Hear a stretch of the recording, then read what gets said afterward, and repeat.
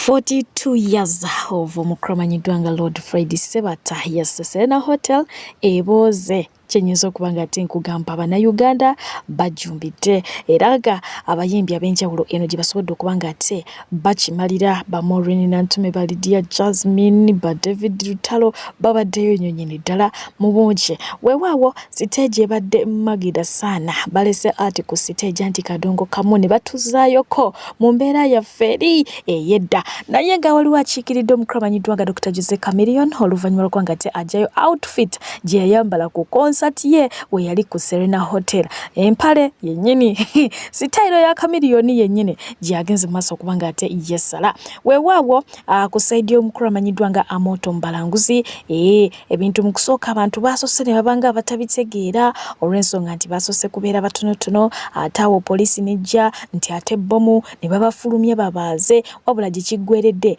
nga mukwana ate ne ku mulyango beesindika bwesindisi nga nti ekifo kyonna kikoze ki kijjudde ono nno ya celebratinga emyaka 25 mu nsiike y'okutujinisa ku mannyo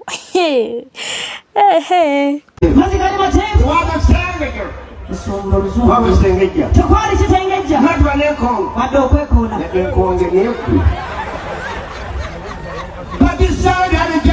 omukyala yalina ekidomola wekijjudde amazzi kyalina kitono bali mu ttuntu omukyala yalina ekidomola nga kijjudde amazzi nga tewali nga tewali ekyo kyagambye nga tewali ayinza mutikka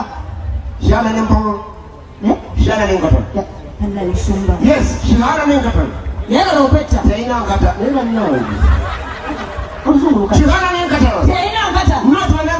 wadde empumi ekiro kyaleero emisana n'ekirabulubantu abantu baba omujulizi tulina omwana w'omulenzi yazaalibwa n'akulira e Rwanda tasobola Luganda okujjako Olunyarwanda His family was killed. famire bambi yattibwa Even him, naye kennyini he was thrown an oluti. akati Bamutunga oluti. bamutunga oluti From behind. okuva ennyuma Yes, ye they threw him the ne water. bamusuula mu mazzi He said up to God. n'agamba gaba Yaseya paka gaba. n'aseeya They paka thought balowooza he was dead. nti afudde They thought balowooza he was nti dead. yali afudde Kumbe wapi? ku whatsapp Kumbe wapi? ku whatsapp Kumbe wapi? Nefi.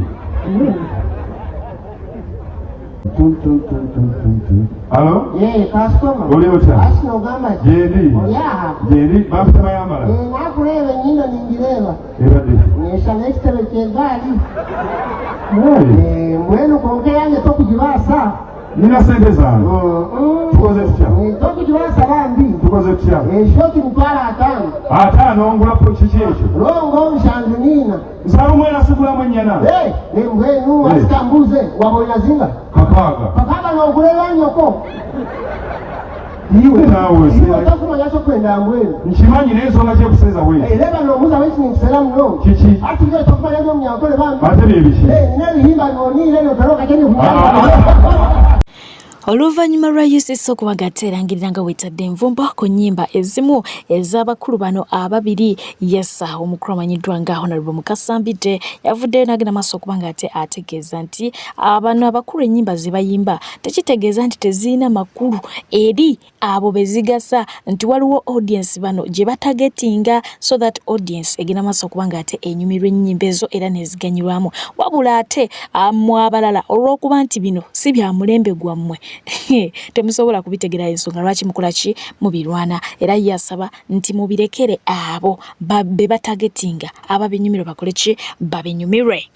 Kakati gwete mu violence sembera wano kyatokose ku mukutu ogwa X oluvannyuma lw'omukyala amanyiddwanga Ava Peace okuvaayo bw'atyo n'attackinga omukulu wa iPhone yes akatambi kano nakakutusako ku PJ TikTok vibes ali ku channel eyo nsubira wakalaba omwami ono yakaaba nga iPhone ye ebiddwa wabula ate omuzira kisa yavaayo n'akola ki n'amugulira iPhone endala n'afukamira ne yeebaza. Ava Peace avuddeyo n'agamba nti yalabye akatambi k'omusajja ku TikTok akaaba olw'okubanga munange yabbiddwako iPhone X ye n'agamba naye Mukama Katonda laba abasajja bwe watuwa abantu tebasobola na kubeera bataata b'abaana baffe mu future. Kaakati nno omukulu amanyiddwa nga Fake Famike yadduse mangu n'amugamba sister wange Ava Peace deletinga story eyo gy'otadde ku mukutu gwo ogwa X era weetondere abagoberezi bo mu bwangu webale. Kaakati nno munange ndowooza kye yabadde amugamba yabadde asinziira ku biki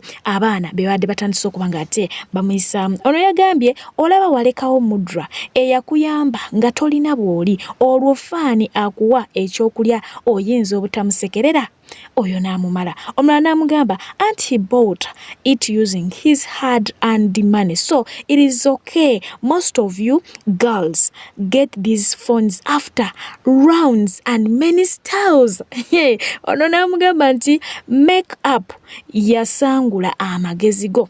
Omulala n'amugamba nti unlike you he has no legs to open for an iPhone. Omulala n'amugamba nti mukweyerusa ogasseeko obusiru. Ate oli omulala n'amugamba nti Ava Peace ava pupu ava nziku. Naye baana mmwe ani ali basonyiwa kyolina okumanya nti bangi bamusabudde bano batonotono be tusobodde okuba nga tukola ki tukuleeterako. Yeeyerusa obwongo nabwo mbunaabwerusizaamu oba okiwulidde ekintu ekyo. Ate oli sente ze yalina eddembe okkaaba kuba akasente ke yakatuyanira naye mbwono awanika buwanisi magulu ng'akasente afuna ng'agula iPhone zakola ki zaayagala. Weewaawo olunaku olwaleero omukulu amanyiddwa nga Robert Kyagulanyi Ssentamu nga yeegasse wamu n'omukulu amanyiddwa nga King Saha basazeewo okuba nga ate bakyalako ku ddwaliro wali eri e Nakasero omukulu amanyiddwa nga Dr. Jose Chameleon we bamwadimitinze wabula ng'ate bano tebabaganyiza Nubian abaddeko tiimu ya Bobi Wine ezzenga ewerako katono awo naye nga tebabaganyiza kulaba mulwadde kakubeere okuyingira abasawo ne basalako awo ne babategeeza nti temujja sobola kola ki kumulaba era ne babagoba mu bufunze bagobeddwa. Bino byongera bibasomera mwagala temwagala. Yes, Khalifa Aganaga addukiddewo ku mukutu gwe ng'azina gudigudde n'agamba nti luxury visitors bagobeddwa mu ddwaliro. This is not a show. Only true friends and fans are allowed to see the patient. No space for self-interests and sympathy. Genda. Quick recovery, our dear Dr. Joseph bwatyo bw'awandiise. Jjukira nti ono naye alina obusungu bwe ku Robert Kyagulanyi Ssentamu kubanga ebyobufuzi byakola ki byagana naye nga ye omukulu amanyiddwa nga King Saha. Jjukira nti olunaku lw'eggulo yabadde ateeka Dr. Musaala wabula oluvannyuma lw'okugobebwa yagenze n'awandika n'agamba nti tufane naye ngenda kubanyumiza luxury patient. Bwatyo bwe yagambye okusinziira ku biki yalabye mu ddwaliro. Kaakati nno ye omukulu amanyiddwa nga Robert Kyagulanyi Ssentamu awandiise ebibye agambye nti passed by Nakasero Hospital this morning to check on our brother Jose Chameleon following reports that he is critically ill. Unfortunately, we couldn't see him because his medical team said he was sedated and not in position to be seen. We continue to pray for him and wish him a full and quick recovery. Bwatyo bwe yawandiise nti asobodde okuyitirayoko naye ttiimu ye tasobodde kubanga ate ebaganya okumulaba lwa nsonga nti abadde mu mbeera si nnungi. So bwe batyo n'abategeeza nti mugende maaso okumusabira asobole okuba nga ate asuuka bulungi. Kaakati kino nga kimaze okuba nga ate kikolebwa ne Bobi Wine avuddeyo n'awandiika ekyo oluvannyuma lw'okugobebwa ku ddwaliro. King Saha n'awandiika kyawandise peegi ya Dr. Jose Chameleon admin n'agiyingiramu naye n'abaako byawandise. Agambye nti nze admin namba 2. We wish to extend our appreciation to all Jose Chameleon's fans for the prayers and well wishes for him upon this time as he is hospitalized in critical condition. Our prayers will be heard. Let's keep strong together. We also thank Nakasero Hospital for doing their best professionally awo kakati wano we wali ekinyusi mu paragraph ey'okubiri agambye nti we also would like to inform some individuals that this is not a show where you come for sake. You won't be granted access because of your selfish interests in this time. We are only expecting friends and fans of Joseph. Abamu mwewumuzeeko temuzungire eno. Prayers from good people is worth much more than the devil's wish. Get well soon, Yosefu. Ruhanga wanje. Bino byonna biwandiikiddwa immediately nga King Saha ne Bobi Wine n'ekibinja kye babadde nakyo babawunsinze oba bagobeddwa e Nakasero. Okitegedde? Bwe bityo bwe biri. Tebaagalayo bantu bagenze ku show eri si show, baagalayo ba mikwano bokka balina emitima emirungi abaagaliza essaala ennungi ezo zijja kubamala. Badevo tebatawaana kugendayo, tebalina kye babeetaagisa, beewummuzeeko. Naye nga byebyo y'omukromanyiddwa nga Penge after watching all this, yes, agenze maaso okuba nga ate abaako video gy'akolera omukulu Kyagulanyi Ssentamu ne ttiimu ye nga bw'abadde about this matter. Waliyo socialite omukyala yakwata obukadde obusukka mu 6 n'aluwa omuyimbi mbw alina byagenda omukolera. Socialite n'agamba omuyimbi nti nja kujjambikebereko mu mwezi guno. Socialite oyo yagenzeeko keeka alabe ebintu bye baba bitambuzza bulungi. N'awulira nti omuyimbi mulwadde. What a coincidence! Onazze okulaba oba ebintu byona abadde abirwaninga nga ne ssente yamuwa ono walwalidde. Awo tujja kgendawo edda naye twogera ku ky'abantu okulwala, abantu bangi balwadde. Ne leero ndabye nti Bobi Wine alina wagenza okyalira. Bobi Wine nsaba ompulirizeemukko yo excellence. Tukumanyi ng'omusajja ow'omutima omulungi nti Bebekulu baamukuba amasasi newankubadde mwali temukwatagana wagendayo n'omukyalira era n'akulaga enzikiza n'akuyita simanyi kadingo gwe tekyakuggyako kintu kyonna gwe tukumanyi oli muntu wa mutima mulungi. Awo tiki era gravita zaakuvuma mwagenda zimba eddwaliro weyafiirwa nnyina wamukubagizaako n'osirika n'Emiki Wine amuziikireko.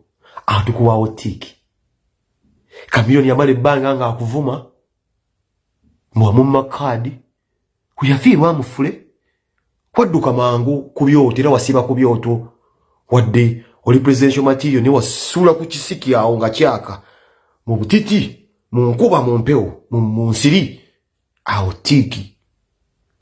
Ne leero mbangambye mugenzeeko ko mu ddwaliro okulaba Kamiliyoni ne babagaana.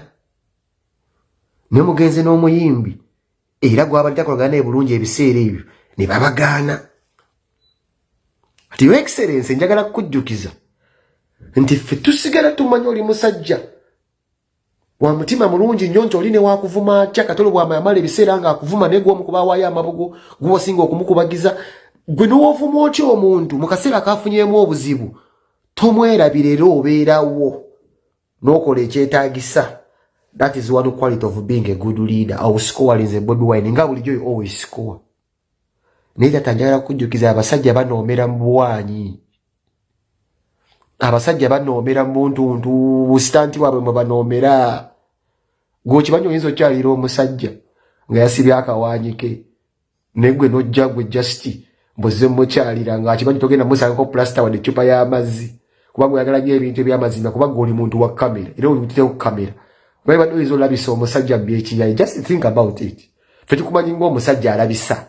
Bobi Wine alabisa. Olabisa abali ake, abali b'enguzi, buli muntu yenna omulabisa. Ate gwe otambula ku kamera. Ozze ne kamera. Gwe tebamukubidde essimu ne bamugamba nti muzze.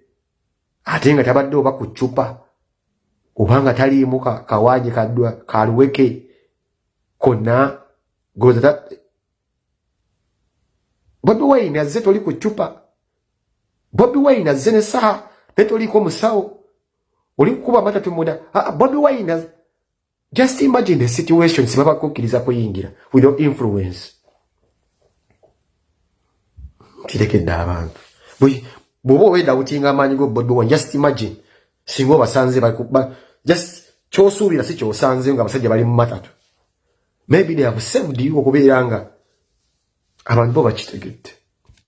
Ebyo nanga bigenda mu maaso ntwala omukisa guno okwetegeeza nti aba Jevic Properties Limited bakuleetedde estates ez'enjawulo ate ku bbeeyi layise. Balina estates e Kachiri, balina estates eyo ng'ewa Bujingo oba otegeddeyo eyo sides ye Namayumba. So bakugamba nti dduka Bunnambiro ogenda obeere nga ate weefunira estate.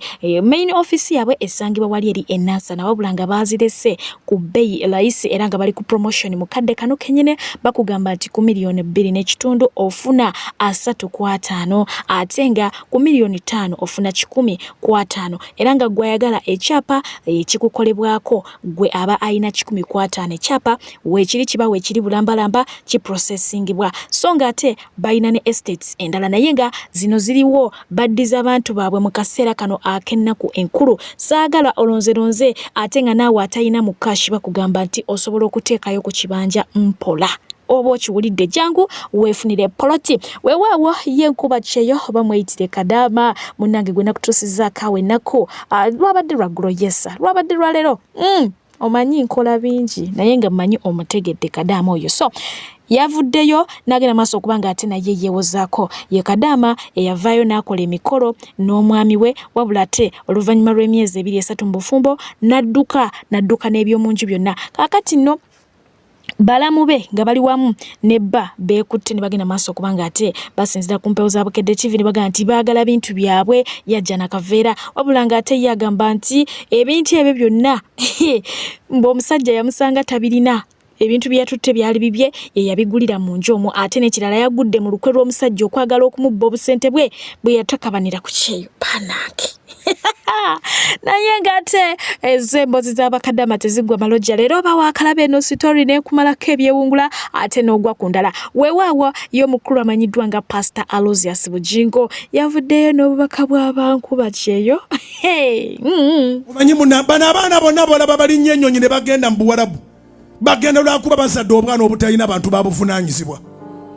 Ababazaddemu tebaweerera tebalabirira olabirira olubuto ne weegulira maama kit ne weetwala mu ddwaliro n'okola byonna paka lw'oligandika ngende oba nfanfe naye noonye fiizi z'abaana ng'embwa ezaakuzaalamu ziri awo. Nziyisa embwa kubanga era buli mbwa teweerera.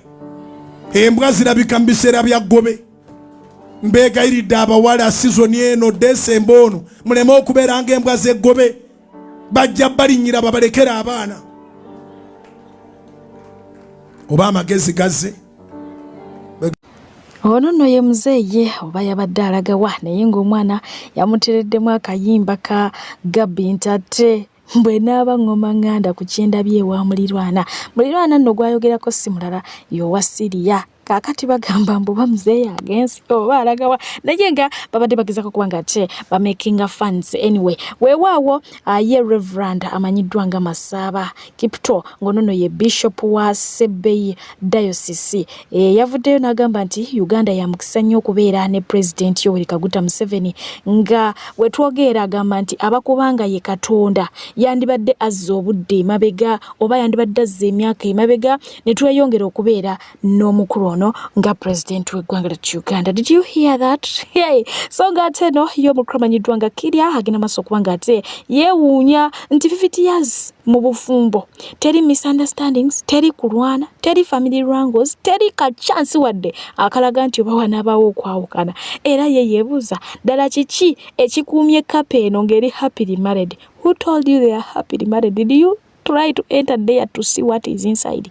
Anyways kyekyo ye kyalaba kungulu yeebuuza bakikoze batya naye nga kyolina omumanya teri bufumbo butaliimuko okusika muguwa mukwano ne waaba muka president.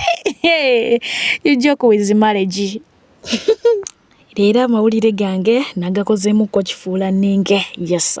Kaakati nno amawulire ginakutuusizaako olunaku olw'eggulo ag'omwami eyakubiddwa amasasi waka ewuwe mu compound n'afiirawo misana tuku ne bamubbako ensimbi eziwera ddala obukadde 100 bwe batyo ne bamalamu omusubi mu kifaananyi bambi yoyo. Yes, yabadde alina hardware ey'amaanyi ennyo awe ebuwama. Yes, era nga yabadde amanyiddwa nga Isaac Mugambe oba Mugabe. Yes, not Mugabe. Kitalo nnyo, kitalo ddala, so nga ate n'ew'omukulu amanyiddwa nga Honorable Ssemujjunganda ebintu si birungi n'akamu nakatono ddala oluvannyuma lw'okuba nga ate taata asizza ogw'enkomerero bambi mu nga yamujjuludde mu bulamu bw'ensi eno. Kitalo nnyo, kitalo ddala, Mungu abagumye. So nga ate baganda baffe mitala w'amayanja wali eri mu Amsterdam nabo bwe batyo bali mu nnaku y'amaanyi oluvannyuma lw'okufa kw'omukulu amanyiddwa nga Ahmed Ssenyange abangi gwe bamanyi nga French Cat anti yali musambi wa kapiira mu KCCA era nga yakukikwasaganya ennyo yasambako n'abasajja ab'amaanyi nga Jackson Mayanja, George Nsimbe, Sadiq Waswa, Beka Masikosa Musimbwa n'abalala. Ono kigambibwa nti yagenda emitala w'amayanja era nga yasookera mu ggwanga lya Amerika wabula ate oluvannyuma n'adda e Netherlands. Yabeerako ku street era nga bibimu ku byamuviiriddeko okufa wabula nga baagezaako banne abaliyo okuba nga tebamuyambayambako okumutwalako mu rehab wabula ate ebintu ne bikola ki ne bigaana. Kitalo nnyo, kitalo ddala. Omukulu amanyiddwa nga Bebe Cool yavuddeyo n'agamba nti ye king nkiddamu ye king wa slogans mu ggwanga ly'ettu Uganda. Era ng'agamba nti akadde konna agera kubanga abayiwamu endala. Weewaawo ng'akyali mu kwetendereza y'omukulu amanyiddwa nga Tough B yavuddeyo n'agamba nti tayina wadde eddakiika n'emu gy'atuuka omukulu amanyiddwa nga Bobi Wine ne bw'aba akoze atya. Ye omukulu amanyiddwa nga Kimenke tukimanyi bulungi nnyo nti yasaze eddiiro kati musajja Muyisiraamu awedde emirimu. Omukulu amanyiddwa nga Hajaruna Mubiru era nga y'omu ku bakyali b'enfanfe yagenze maaso okuba nga ate musibira entanda n'amugamba nti munnange kati okusiramuka osiramuse naye olina ebintu bye byobadde okolaakola eyo nga tonnajja eno ewaffe ky'olina okumanya nti ebyo tebikkirizibwa. Okulya enkoola zeezo, okunywa ku kenge ebyo webityo bityo ebikuba byonna bisule muguluka. So bwe njogera nti asiramuse ekyo kindeetera okujjukira abasajja baki Abawarabu n'enzijukira ensinga zi Dubai, Qatar, Saudi Arabia, Jordan ezo okitegeera. Bahrain, Kuwait. Bw'oba ng'oli eyo olina muganda wo oba ggwe mwennyini naye ng'obadde n'ekirooto eky'okuba nga ate oyagala okugendako omwezi ensi naye nga tonafuna kakisa oba oyagala kuva gy'oli ate ogendeko ewalala oli wa ddembe okuba nga ate ojja mu Malden. Yes, Malden International bagenda kuba nga ate bakukolerako ddala bulungi mu by'entambula. Balina emirimu egy'enjawulo nakugambye balina ba waiters and waitresses, balina ba baristas era nga bakukwatirako ddala n'obiyiga n'obisoma buli kimu. Yes, noba nga ate ogenda ne wefunira omulimu oguli clean. Beetaaga ba cleaners, beetaaga abafumbi ba chefs, okyali ku ebyo. Beetaaga ba maids nga gwoga nti nze birala byonna sibisobola naye obwa maid mbusobola. Jangu bunambiro, jangu buzi ate ogende maaso okuba nga ofuna information bulambalamba. Ebintu bino byenjogerako ennamba ezo ziri wansi awo. Aba Jevic ennamba yaabwe weri wansi abo baddiringa mu mataka ate aba Malden International bo batwala bantu bweru ate nga ye Sheikh Ashraf agenda kusomera dua byonna byokwatako bibere nga biraba bulabiki mukisa sente zimekuba nga zikuyita mu ngalo zibere nga ate zikutulira mu ddala obere nga okola ki ate ofuna kiralu.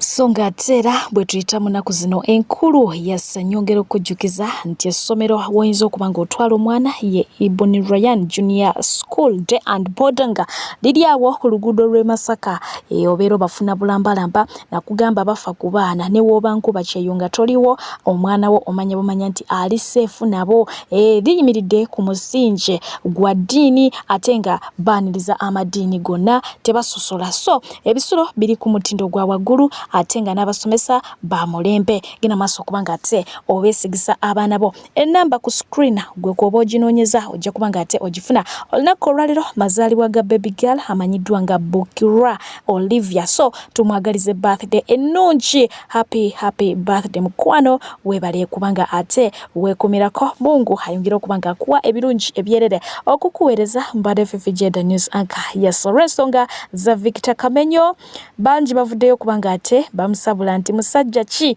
adda mu interviews n'atandika okuba nga ayisaamu omukazi agengege. Kaakati naawo waliwo omukyala eyasinzidde ku nsonga z'aba Victor Kamenyo n'atunnyonnyola omukyala Omunyarwanda yaani.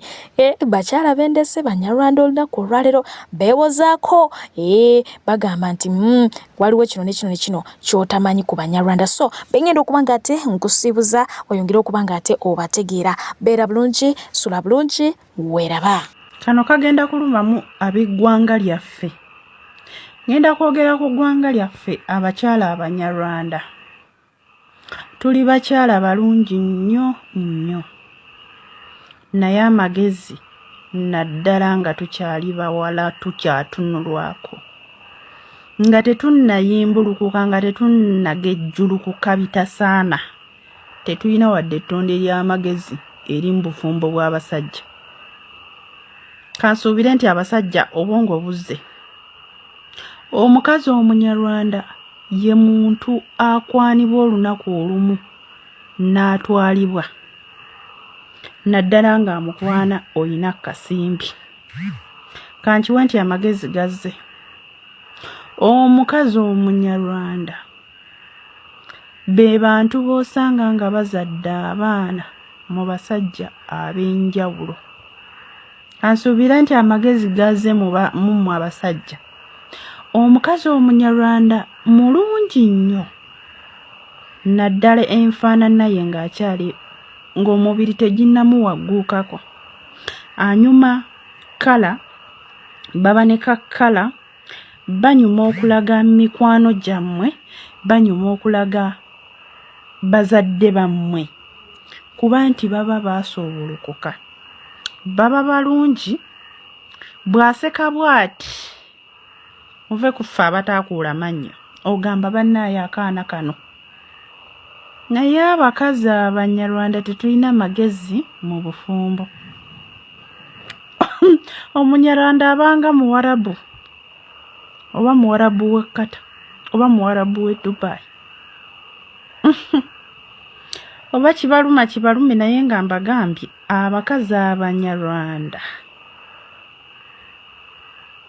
Ate bw'aba Katonda yamuyisaako mu ssomero omanyi abamu tetusoma.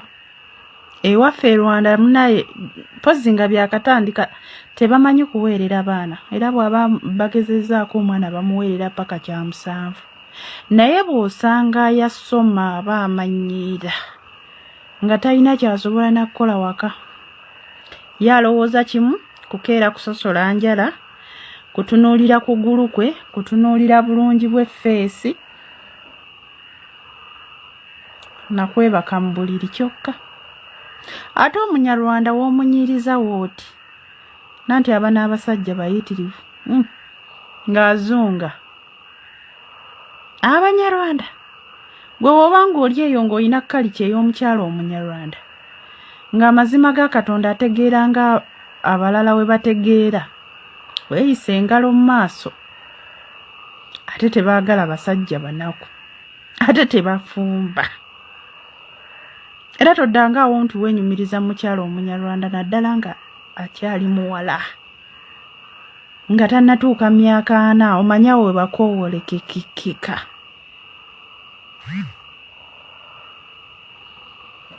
Bye byange. Era mmwe abawasa abakyala Abanyarwanda mubeegombe. Abanyarwanda banyuma kuyita mu buyisi. Naye nze njagala mpasa. Njagala mpasa. Ndi mukyala akulidde mu Baganda. Ndi mukyala akulidde mu Baganda. Era banzaalidde mu Buganda. Naye ngamba bali Abanyarwanda bali entekotara chokara. Abo.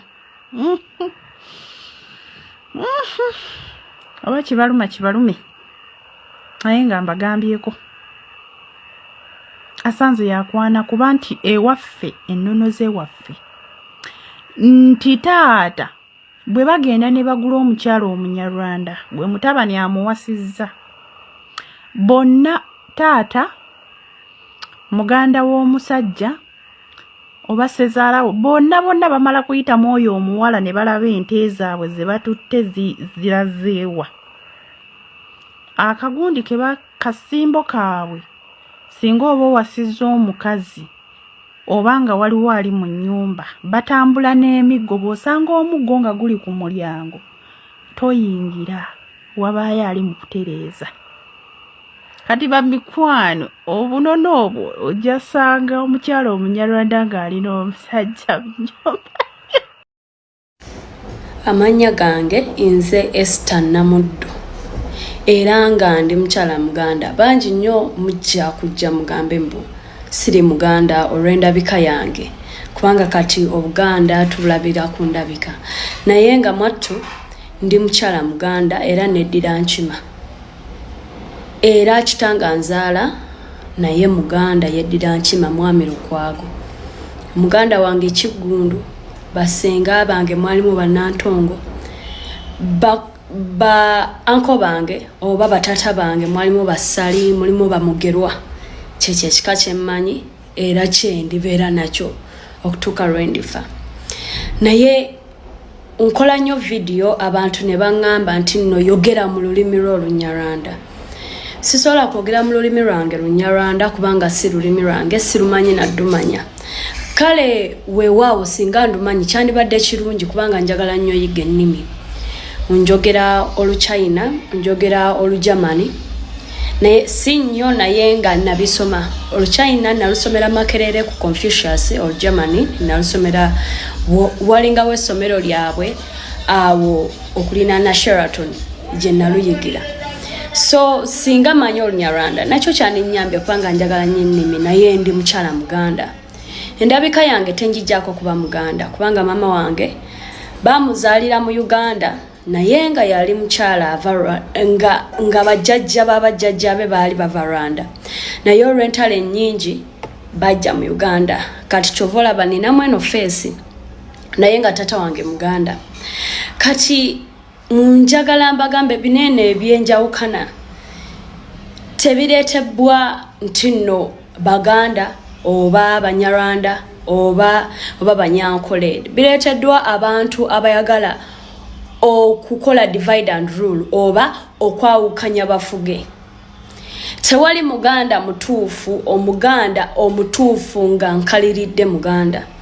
Oyo oyinza omunoonya n'akubula. Kubanga we tutunuulira history ya Buganda nejja etyefuuke Buganda, waliwo eyatandika eyabeeranga mu region eno gye tuyita Buganda. Wabula omwami oyo yazaala abaana be babiri. Waliwo Kaita Kintu, waliwo ne Bemba Musota.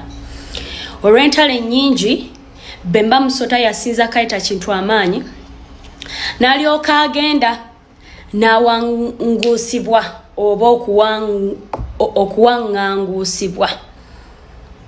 Oba nkyogedde bulungi simanyi. Naye n'agenda eyo yagenda n'abasajja be n'amala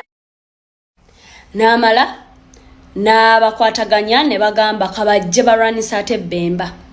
Era baali eyo mu bitundu bya Mountain Elgon gye baava era bayita mu bitundu nga Buduuda ne bayita Busoga oba bayita mu bitundu by'Erigoni ne bayita mu Bugishu ne bayita mu Buduuda ne bayita mu Busoga era okujjako oba ne Budama ne bayita mu Busoga ne bajja mu Buganda.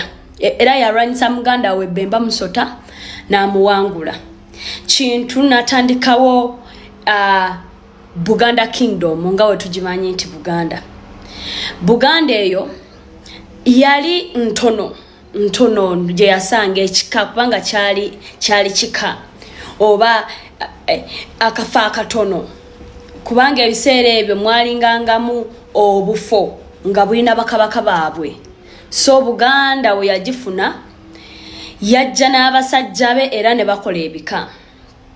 Era ebika by'owulira ebyo ebika by'enkima, ebika by'emmamba, ebika biva mu bantu abamu abayina abajjanga balwanirako bakabaka ne bawamba ebifo kati ne bamuwa obukulu bw'ekika. Kati munnange kabaka oyo bwe yawamba Buganda awo walinganga mu myasa gye 14 emyasi za century. So ne bajja ne bawamba ne batandikawo ebika era eyo it is oba kifumiitirizibwa mbu gwali mwaka gwa 13 14 I think if I'm not wrong 13-14 eddi najja n'atandikawo ebika ebyo naye Buganda gye mulaba yava mu kintu kyebayita bantu be bantu ababeeranga mu Africa abantu ababeeranga mu central region of Africa oba mu kitundu ky'omumakati ekya Africa ne mu west ne mu east mwe mwavaamu bantu era baali bantu balimi nnyo wabula ba Nilotics baali bantu balunzi so kati munange ne bajja mpola ekyo kitundu bantu baali tebanna migratinga nnyo oba tebanneegatta najja wabula yatandika okuwamba kubanga yasanga yajja n'abantu be ne bakola booklands nga busatu so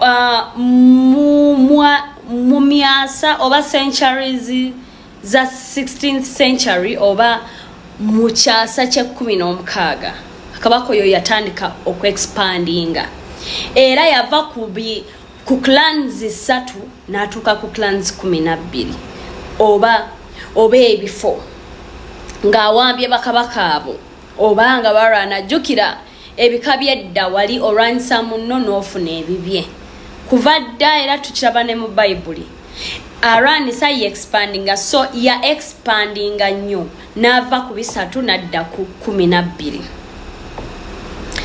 kati bannange Buganda yava mu kugwa kwa Bunyoro Chitara Empire bwe yagwa Buganda ne expandinga era Baganda n'Abanyoro tebawukana nnyo owulidde so ne expandinga so mu mirembe egyo wajjangawo bakabaka bangi mu bakabaka abo mwalimu kabaka Kateregga eyawamba oba sijja kugamba kuwamba naye balwananga ne bafuna ezo counties ye yafuna Buddu ye yafuna Bunyoro ye yafuna ne Kochi kati then ne wajjawo kabaka omulala baali bamuyita kabaka Mawanda. Kabaka Mawanda ye expandinga n'afuna Bulemeezi n'afuna Kyaggwe n'afuna ne Bugerere. Kati mu biseera ebyo Bwakabaka bwagenda maaso nga bulwana entalo ne buziwangula ne expandinga. Then mu biseera ebyo tugenda okulabanga wajjawo kabaka yali omute nnyo bamuwangangusa ne bamutwala Bunyoro yali kabaka Katokimera. Kabaka Katokimera ye yajja ne musajja we eyatondawo ekika ky'Abenkima. So naye n'atandika era oyo yakola omulimu gw'amaanyi mu bwa kabaka. Awo ne tulaba bakabaka ne kujjako ne Muteesa. Wobanga wetegereza bakabaka abasinga kubanga waliwo ebiseera Bunyoro kiki byonna byali under the Bachwezi dynasty oba empire y'Abachwezi. So kabaka kintu yagamba nnyo abantu mwewasengane tusobole okuexpandinga era abantu be basanganga mu bitundu byabwe bambi obwakabaka obwo bwabasembezanga ne beewasangana wotunira bakabaka ne feesi zaabwe abamu batunulanga ffe so mujjeewo enjawukana omuntu abalwanyisa si Munyarwanda si Muganda si Munankole si ki abalwanyisa ye Muzungu luli yali ku front kati ali mabega ayina abantu abamu aba kingdoms oba Obuganda oba obunyankole oba obunyaranda oba obunyolo bebakozesa okucyankalanya naye Buganda nga kingdom terwanyisangako muntu n'omu. Buganda kingdom eri comprised of abantu abenjawulo. So